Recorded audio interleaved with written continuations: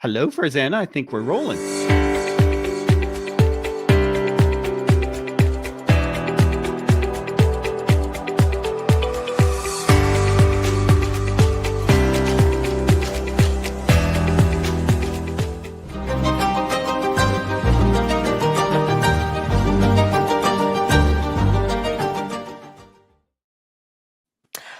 Well, hello, everybody, and happy Friday to you all. Welcome to The Week Unspun, a weekly live look at the world through the eyes of PR professionals from around the world. My name is Farzana Baduel, and I am in London.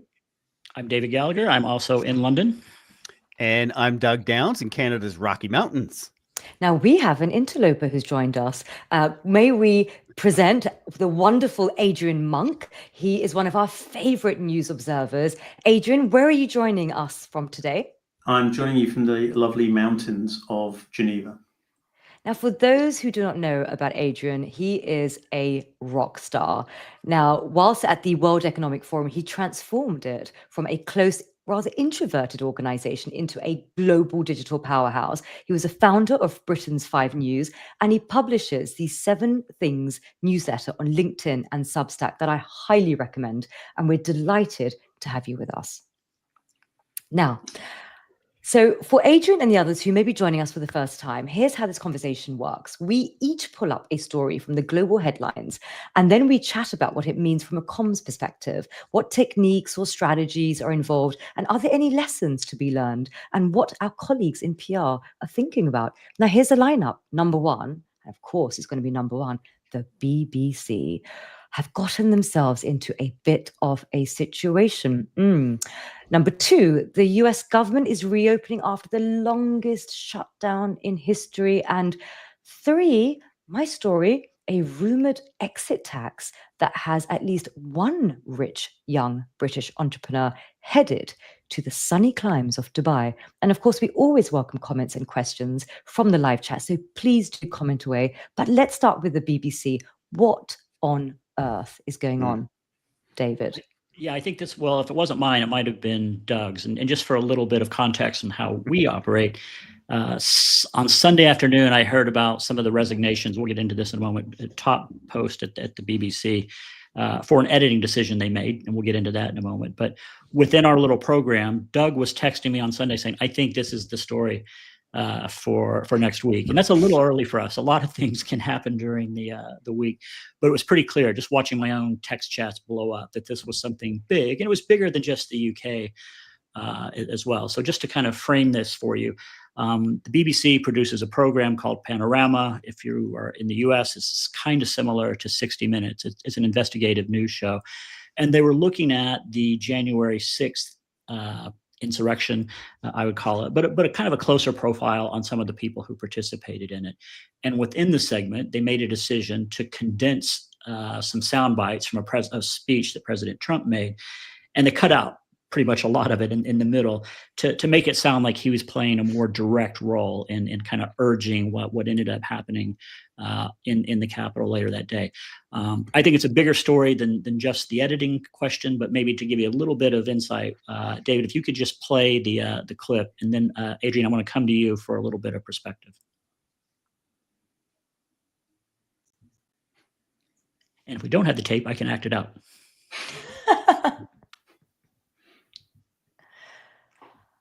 We may be having a little bit of trouble with the tape, so I'm going to come back to that if we can. But in short, there was some kind of provocative comments made by Trump at the beginning, some provocative comments made at the end, some more temperate quotes made in the middle, and the temperate quotes were cut out to make it sound like he was leading the charge. So that was the editing decision. And Adrian, I know you had written something, I think the Monday after this, and I thought we got to get you on the show to talk a little bit about it for perspective. So is it a big deal? Can you give us a little bit of context? Kind of what was your reaction? And then I know Doug's aching to go too, so we'll go to Doug for a reaction to your reaction first. But what's your take?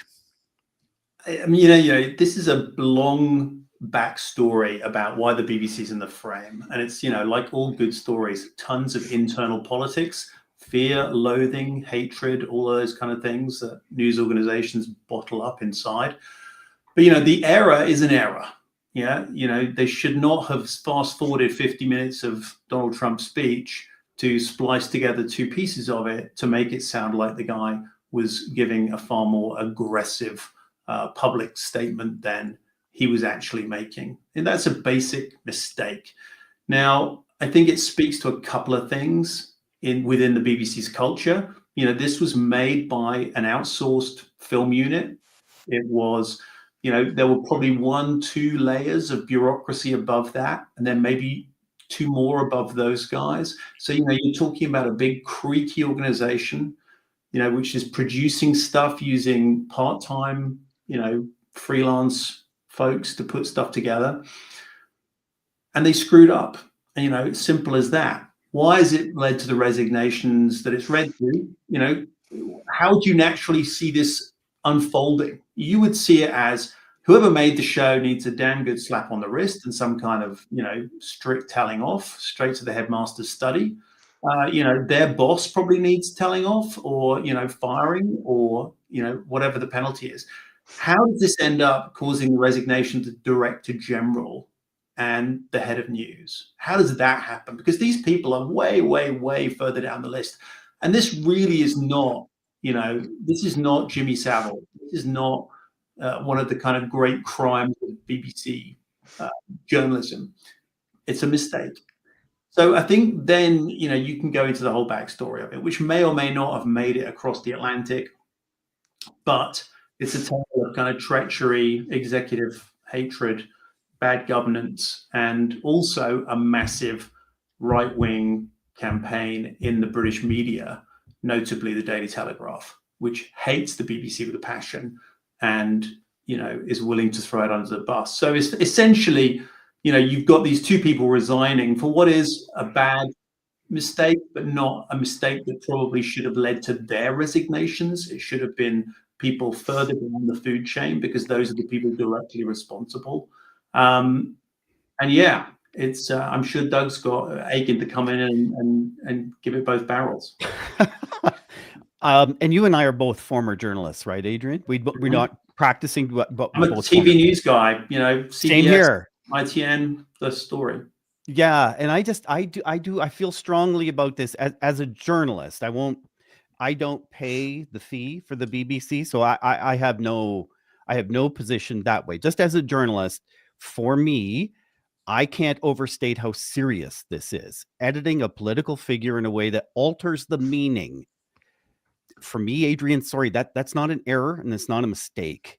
It's a breach of the core principles that make journalism credible in the first place, of which BBC is at the top for credibility. It globally for credibility. Accuracy is non-negotiable. Fairness, non-negotiable. When you distort a quote, you distort public understanding. That's unethical in my book. At the same time, the BBC is an institution that has shaped public broadcasting for a century. It matters deeply to people across the UK, around the world. And that's exactly why acts like this cut so deeply. When a newsroom with that level of trust gets it wrong on purpose, the damage extends far beyond one segment. To all journalists in all countries, we need integrity, not interpretation. David and Farzana. Gosh, well, what I would say is, first of all, I think we've got our producer back on, so it would be great if we can play the video. Down to the Capitol, and I'll be there with you. And we fight. We fight like hell. We're going to walk down to the Capitol, and we're going to cheer on our brave senators and congressmen and women. Well, there you go. Now, PR is a lot more than just knocking out press releases. A lot of PR is about contextual intelligence and identifying risk. So from a PR perspective, I would say, well, first of all, there was a real concern about the political appointees on the BBC board. The composition of the board should have raised questions and concerns in terms of reputational risk, in terms of perceived bias. And I think that's one thing that I think is quite interesting, and it's beginning to gain a lot of momentum. You've had the Culture Secretary, Lisa Nandy, saying that it is a real concern about political appointees on the BBC board. And also Adrian just alluded to other sort of right-wing media. It is a massive coup for them, because if you think about it from a competitive perspective, British media have to compete with the BBC when the BBC get actually money from the license player. So they're sort of seen as an organization that has an unfair advantage. I also was in DC a year ago, and I was with a friend of mine from the DC bureau, and she told me how well the BBC is doing in the US in terms of its growth trajectory. So whilst a lot of newsrooms are shrinking around the world, the DC bureau actually was growing in terms of headcount. And so I wonder what's going to now happen, because actually a lot of people were tuning into the BBC for the impartiality, but where were the PRs that were identifying the risk of having political appointees on the board and the impact it will have to the impartiality that the BBC had as positioning? And as we know, the damage to the brand always happens when there is a gap between what it states its positioning is, i.e. impartiality, and what the reality is. And alarm bells should have been set from the beginning when the political appointees and the bias inherent that comes from those positions, that should have been done a long time ago. But I think we're seeing the beginning of a lot more stories that are going to be coming out about the bias at the heart of the BBC. Yeah, I think you're right. And I guess we've already kind of touched on the main frames. It's a journalism story. It's a political story. It's a question about the role of the public broadcaster, in this day and age. I guess the only thing I would add from a comms or PR perspective, we've been watching the erosion, actually an assault on the Fourth Estate for years, maybe decades now. For traditional mainstream media, and we're starting to see them stumble or even crumble in some cases. And these types of mistakes or ethical breaches, don't help that at all. But and maybe think it's a good thing. If you don't think that the press should stand up to power, maybe you think this is a good thing. I worry about the future for democracy and for society if we see organizations like the BBC unable or unwilling to kind of stand up to power in ethical ways, of course. So I do think this story hasn't played out. I know we got to move on. I'd heard something yesterday about maybe the king could talk Trump into dropping his $1 billion lawsuit. I don't know if there's a point of view on that. If we have a few more minutes, maybe we can come back to that. But I'm Prince Andrew, probably. Sorry, Andrew Mountbatten Windsor. Yeah, he's now Andrew. Well, Doug, I think you had another suggestion for us in terms of another thing that caught your attention, and obviously that was the reopening of the U.S. government. So you want to take us there? Something, and that's been the dominant story throughout the U.S. I think a lot of the reaction to the BBC story in the U.S. from friends that I have is, the media lied. That film at 11, who cares? That's honestly been their reaction, is with a shrug, which is amazing. Okay, so recapping this story about the government shutdown, President Trump's now signed a spending bill to reopen the U.S. government and end the longest shutdown in American history. 43 days, over 7 weeks. 1.4 million federal employees have been on unpaid leave or working without pay in the meantime. Public services saw major delays. Social programs face funding pauses for food aid. Air travel has been heavily affected, with thousands of flight cancellations as air traffic staff called in absent. And messaging and comms channels in 2025 can come from all kinds of directions these days. I don't really care what your political persuasion is, but you should really call your senator. Because I'll tell you, this is costing the airlines millions of dollars. And just think of 30 airplanes with one engine running. And it's going to take us at least 90 minutes to take off. So it's frustrating. It's really frustrating for me. Because right now it's going to cost about 2 hours of our lives on the ground before we even take off. Spend all that gas, all that money, and it just rolls into the rest of this system. Last night I had a 6-hour delay in Houston. And the weather was perfect. It's because the air traffic controllers aren't getting paid. Please be sure to wear your seatbelt. To get that stopgap bill passed, several Democrats broke ranks and supported the Republicans. Most Democrats, they didn't want to give in. Both Republicans and Democrats have been trading blame in real time, each framing the other as irresponsible, politically motivated. The Republican message has been that the Democrats are obstructing key budget reforms, and the Dems' response has been that the shutdown is a result of partisan brinksmanship. So to the group and Adrian, I'm going to go to you first as our guest. In the private sector, crisis communication is about transparency, empathy, and swift resolution. In politics, those same principles often give way to deflection, blame, and framing the opponent's failure rather than fixing the issue.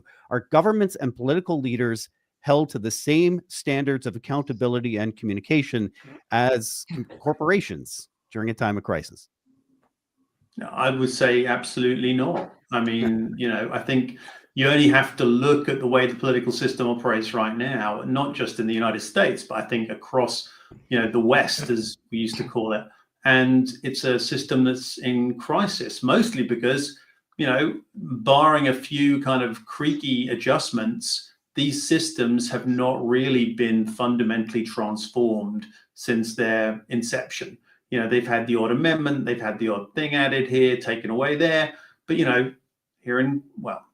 but in Great Britain, my home, you have people who have titles that go back 1,000 years sitting in an unelected second chamber. In the US, you have, a Senate that's completely out of whack with the distribution of population in the United States. There's all kinds of layers of dysfunction built into these systems.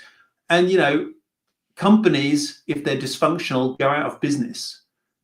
Companies fold or they merge or they get overtaken by someone else in the same business. It doesn't happen with states or governments. Someone else comes along, says, I'll run the place, I'll do better than the last guy.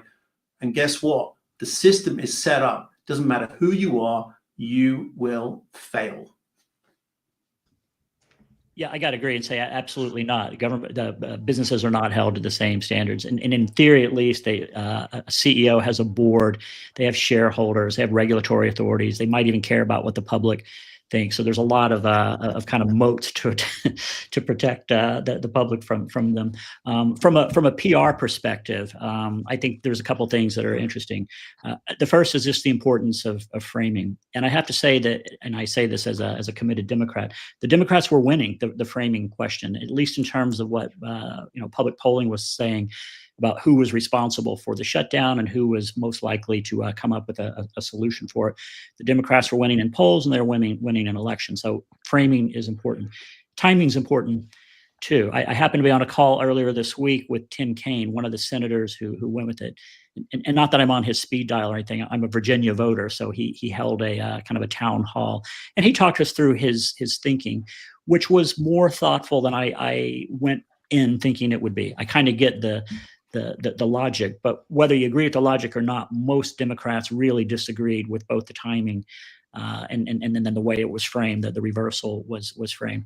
But my main takeaway point is that this story will be dead next week. It's already dying, and it's already been replaced by the Epstein story. So and not that everything that happens in PR or the media is reality, but it does define what a lot of people accept as reality.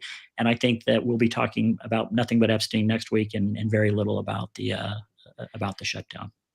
Is that a win? I don't know, but that's where I think we're going to be.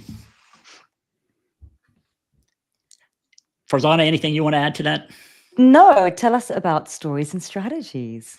Well, I like to watch listen to and watch your podcast every week, and not just because you're my friends on this show. I really do learn something. But your conversation this week about cultural intelligence, and I think it was told really through an African perspective. And remind me the name of your guest, Wimpart. Jessica Hope from Wimpart. Yes, what a great set of views on the potential of the African markets. And I say markets. I was telling you before the show, I was utterly unsuccessful in convincing any of my bosses in my previous employment to take the African continent seriously as a source of investment opportunities. Really, I was finding agencies in Nigeria and Kenya and Tanzania, and they were doing remarkable things, partly because they didn't have legacy technology infrastructure to overcome. They were jumping right into a digital atmosphere, and they're educated, remarkable sets of workforces in those markets. And I couldn't make any progress. And I realized, I think it's because people had a very outdated view of what's happening there. So anyway, great episode. And I didn't know if I just gave a few highlights, but anything else you want to amplify? Well, roll the clip of Jessica, because I think it ties right now, into what a you lot said, of organizations, they sometimes underestimate the complexity of Africa, the 54 countries, the fact that it has completely different histories and ethnicities and cultures and tribes and languages. How do you go about overcoming that sort of stereotype where some people approach sort of market access to Africa as this homogenous continent and not quite understanding actually the nuanced approach that it takes? I think the first thing is just being bold and just informing people, international brands, look, this is the situation and across multiple countries. So we always say, we can't really do PR just for Africa. In the defense of a lot of international brands, a lot of like heads of comms, heads of marketing, they're probably still stuck in the Live Aid era of, do they know it's Christmas? This kind of like Oxfam charity lens of starving children across a big homogenous continent. And fascinating that 9 out of 10 people in Africa are on Android phones. Just affordability, that iPhones are so expensive. Something I wouldn't have thought of. Yep. Adrian, I know you spent some time just during the forum. And in fact, I was trying to remember, I should have disclosed this earlier in transparency. Adrian and I have known each other for a long time. I used to joke that my main value to him was sourcing employees for him. I was at a business that would lend his department employees, and they would always inevitably want to go work for him after the fact. And after getting angry about it, I just decided to be friends, and that's how we started doing some work together. And we were at one of the regional forums, and I can't remember which one it was. And I just remember you introducing me to some media people there. And for the first time, the penny dropped for me in terms of what was really happening. Maybe it's in Nigeria, but I really started to understand what was happening there. I just wonder what your take is on the media landscape and the comms landscape there. Yeah, no, it's look, I think it's one of the great undeveloped markets in terms of how Western, folks think about it. And I think if anyone is getting it and making a difference, it's actually China. You look at the kind of, when you Doug talks about the mobile phones, Chinese phones, Chinese have gone in there, built infrastructure. You go to Kenya, they built the standard gauge railway. They've thrown money in there, and they've also thrown entrepreneurs in there. There are entrepreneurs you go to Addis Ababa, and there are entrepreneurs setting up garment factories, shoe factories. They're coming straight in, bypassing Europe, bypassing the Middle East, going straight into where there's a potential market. And I think, that entrepreneurialism is fascinating, and it goes right down into the kind of the granular level of society. If you go to, for example, Kakuma in the north of Kenya, which is a huge refugee camp, and you tell people refugee camp, it's actually like a settlement of several 100,000 people. It's like a city. And it has, by the way, like Kakuma's Got Talent. You can find it on YouTube. It's got like a show for rappers and everything. It's a very vibrant place. People have 2 phones. They're using digital currency. There's tons of issues about the place. But the entrepreneurialism and drive and energy that you get, because, remember that population in Africa is so skewed young, and that changes, I think, everything about the continent. You go there, you're not looking around at people of our age profile. Sorry, Farzana. I mean, David, and now Doug apparently has joined us as he's officially on, I believe. It's his birthday.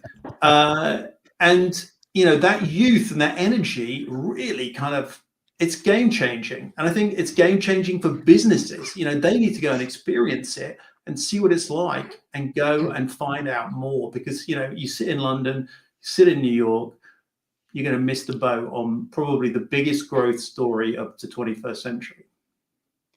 Well, if you want to hear more about this, and you probably do now, go check out the episode, Stories and Strategies episode. You can find it wherever you get your podcast. So thanks, guys, for that and giving us a chance to reminisce a little bit. I do remember the conversation now, Adrian, because I did ask you what you thought at the time, and you said, how many Americans are in the audience? And it was maybe wasn't obvious, but there weren't many. There were a lot of Chinese people in the audience, and this was a meeting in Nigeria, and everybody was quite a bit younger than me. So those are kind of the three big demographics to think of. So thanks for that. So Farzana, you've got a story I know you want us to get to. I had to read it twice to understand where you were going, but now I think I get it, but I won't set it up nearly as well as you do. So please Sure. take it. Okay. So we have been talking about Africa, 54 countries, and talking about really sort of, place branding, be it country, be it city, be it sort of, region, or indeed even continent. And you see the tyranny of the single story, where sort of Africa and countries within Africa, sometimes they suffer from an inaccurate representation in people's minds in the West, that people are still thinking about Africa in terms of, sort of Live Aid and so forth, and not quite understanding the disconnect with the reality of, entrepreneurial, vibrant, sort of tech-driven sort of cities like Nairobi and so forth. And it leads me to a really interesting story that I came across. And it's about a £700 million tech founder behind a company called Improbable, who's now preparing to leave the UK for Dubai. Here he is.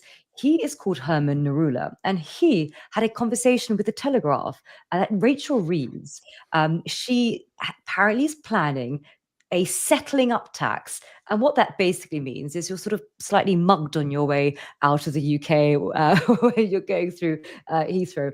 And what they want is, if you're looking to leave the UK, the government are proposing a tax of around about, I think, 20% before you can actually leave the country. And so he is thinking, actually, should I be leaving before that is brought in? And it's forcing him to consider him to sort of emigrate. And not because he wants to go to Dubai, because that's where he's thinking, because he wants to be in London, but because he feels that he's going to be punished for not leaving with this potential tax, the settling up tax. And he also goes further to describe the UK as being anti-entrepreneur, too unstable, too risky to remain a resident under the proposed tax rules. And he's not alone. You've also had Revolut's founder, Nikolay Storonsky, moving his residency again to the UAE, shipping billionaire John Frederickson leaving the UK, saying Britain has gone to hell. So I wanted to ask you guys, what do you think about how the UAE and specifically Dubai is actually just attracting this huge number of people from the UK and around the world in terms of its sort of nation branding story? And where are we going wrong? Is it just about tax in terms of the UK? Is it just people just leaving because they don't want to pay their fair share, whatever that may be, is subjective? Dubai has spent years positioning itself as a place where ambitious people go when they're tired of chaos elsewhere. And that's really the core. So the UAE, are they selling certainty? There's no political swings, no sudden rule change. Is it about tax? Is it about consistency? What is it? I mean, or is it just basically people don't want to pay their fair share of tax and they're sodding off to the UAE where they can get away with it? But I'm really interested in the country branding aspect, because actually it's not just companies who are at war with each other in terms of talent, it's countries. And it could lead to brain drain. So I'm going to ask Doug, because you're the birthday boy. Okay. Well, I love the comment from Emery Blake. Let me find my tiny violin and play it for this poor rich person and his 20% tax. I appreciate that. Thank you, Emery. I've got we've got a client of ours, very successful, who's moved part-time to Dubai. So some of the podcast recordings we've been doing, he's at his home in Dubai, and taxes were a big part of it, but what's life like? Are there 7-Elevens? That kind of question. I don't remember the name of the brand that mimics the 7-Eleven concept, but it's all there. He's loving it. Life is good. So I think you're right, Farzana. Taxes are part of the big allure, but there's more to it, and the weather ain't bad. To David, and let's give last word to Adrian on this. David first. Well, I was kind of with Anne-Marie and sort of, Dubai or UAE, where billionaires go to escape oppression, it did kind of make me smile. But I take your point of view too about intentional policy to attract talent. And in fact, we touched last week on, could we rebrand immigration, which seems to be such a lightning rod issue in a lot of places, and is this a different way of talking about immigration? And that's essentially what they're doing. Personally, I don't know that tech bro paradise is where I I'd want to go, but I do believe in choice, and maybe that is a brand that people would like to be able to choose. So I would probably leave it at that. But I know Adrian spends time in that part of the world and has a more informed view than I do. I mean, I do spend a lot of time in the UAE, and I think it's interesting to see how it's changed. You know, it has, I think, post-COVID become a lot more attractive globally, but also, you know, the world has moved to make the UAE and, you know, Dubai and Abu Dhabi far more relevant. You know, it's 3 hours from India, has a huge population of affluent Indians who want to be between India and markets in Africa. You have, you know, Chinese entrepreneurs moving there because China is full of people with energy who want to go to new markets. You know, you have now a similar effect of people coming from, you know, Europe wanting to go there. And also, I think, to plug into the youth, you know, you've got 60% of the population under the age of 30 again, which does change the way a society looks. You know, it's not as grey as London in terms of just how old people are.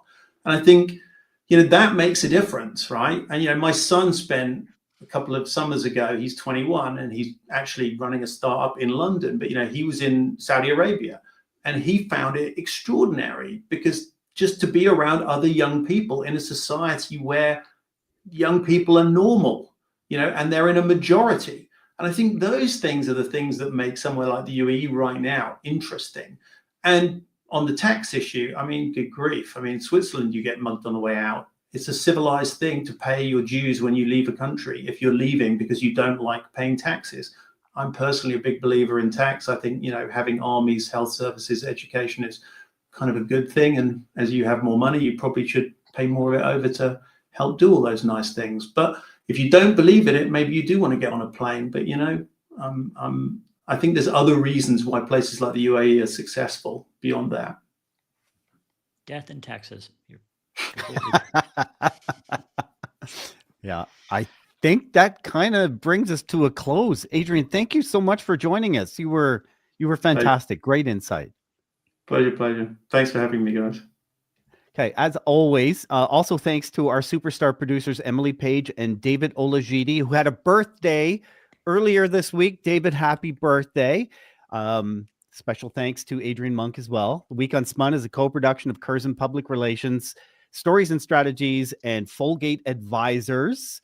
These shows go fast, but the recordings are on Apple, Spotify, and YouTube, as well as David's LinkedIn channel. Give them a listen and a share if you could. And one final thought. Before you speak or post on social media, let your words pass through these 3 gates. Is it true? Is it kind? And is it necessary? Have a great weekend. Happy birthday, Doug. Thank you.